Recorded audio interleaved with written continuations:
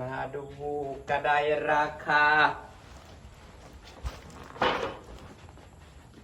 สั่งกระไดมาจากช้อปปี้จ้าพี่น้องสำหรับคนที่แบบปักแต่งเลือดแต่งซานอยู่เป็นนี่แบบนี้แบบต้องใส่กันบันไดต้องเอาบันไดนี้ค่ะราคาโบแพงจ้าราคารวมค่าส่งแล้ว500 กว่าบาท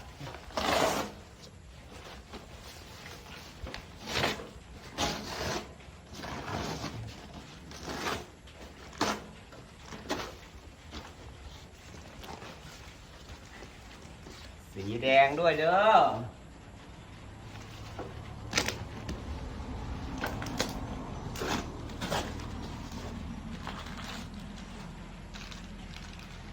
แถมอุปกรณ์ไขควง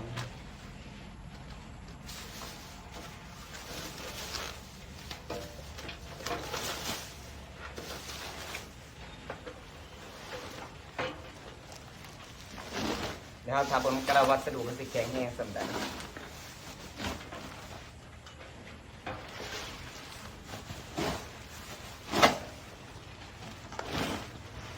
ว้าวออกมาแล้วสีแดงสวยๆเลยจ้าพี่น้องจ๋า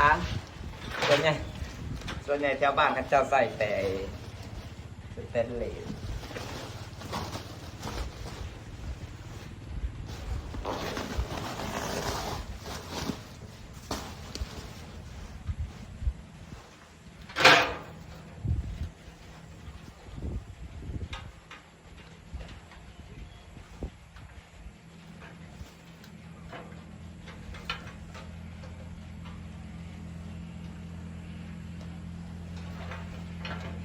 ต้องตรวจสอบว่ามันแน่นก่อน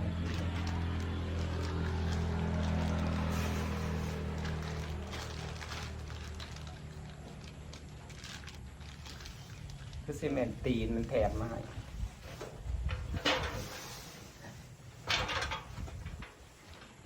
วัสดุแข็งแรงมาก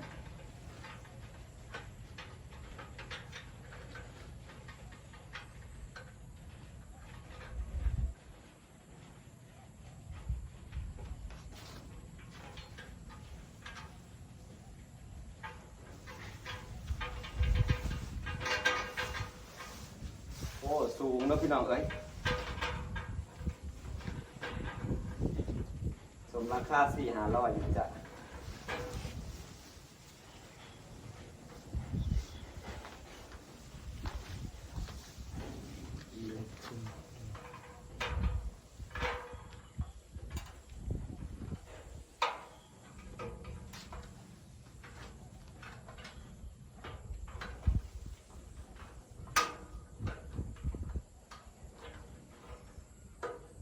มีกรอบขอบ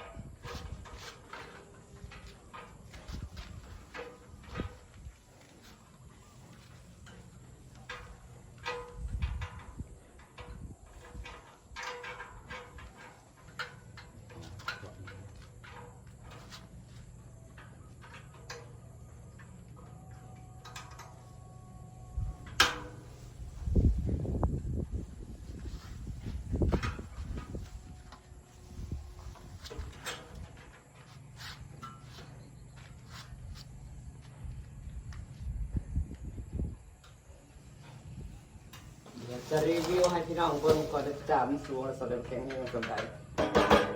แข็งแรงขนาดฝนตกแล้วก็เปื่อยเศษพี่น้องเอ้ย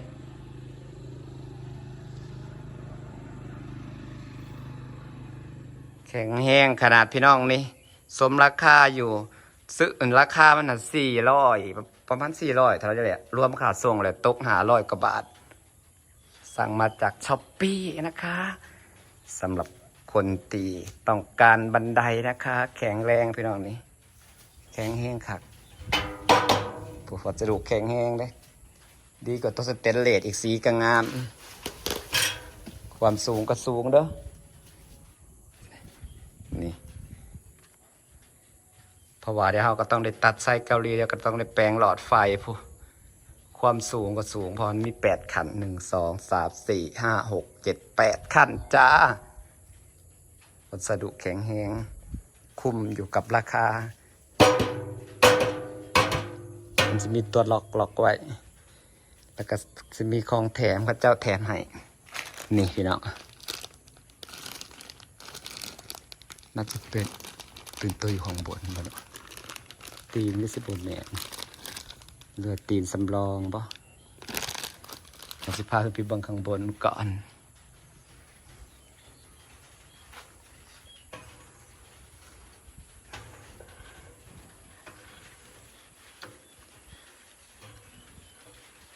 แข็งแห้งเพราะว่ามันกางออกได้ไกลกว่าตัวอ๋อนี่มันเป็นแบบว่าปอนใส่อุปกรณ์เราใส่ไข่ขอกไข่กว้างเราขึ้นมาเห็ดเรียกนะพี่น้องความสูงกับพิจ้าเลิศนี่สบายแล้วค่ะมีบันไดเป็นของเจ้าของแล้วค่ะ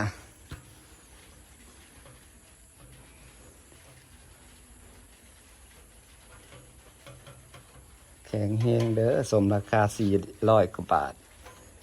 เราต้องมาหันน็อตให้มันแน่นกว่าเก่าแล้วเก็บพับก็เก็บพับง่ายนี่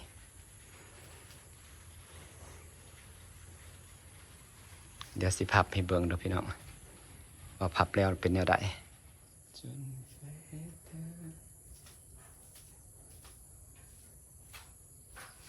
มันจะมีตัวล็อกอยู่พี่น้องเอาตัวล็อกเอาแล้วเราพับนี่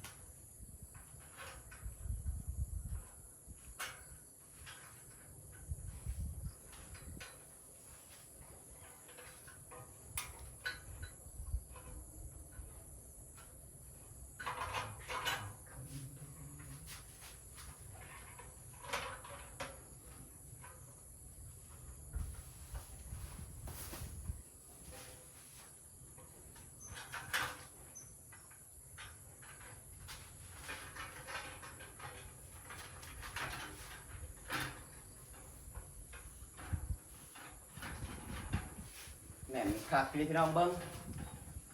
สมราคา400ได้เนาะมันรับน้ำหนักไปประมาณ100 กิโลครับตรวจสอบหนักลงก่อน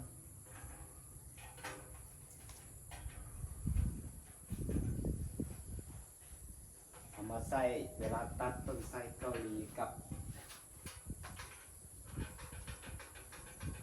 เวลาแปลงไฟจ้า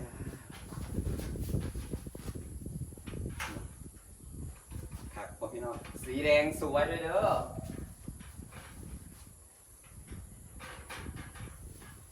อากาศก็ดีลมหนาวทั้งฝนตกดินทั้งลมหนาวพี่น้อง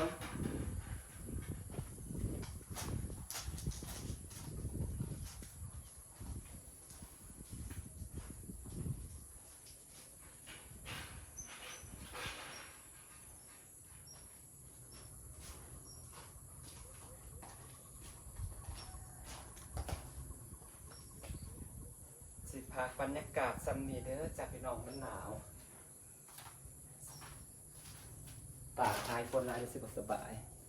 นี่นะครับที่ใส่กล่องไว้ขอบคุณทุกคนที่ยังติดตามนะพี่น้องกับสวัสดีจ้า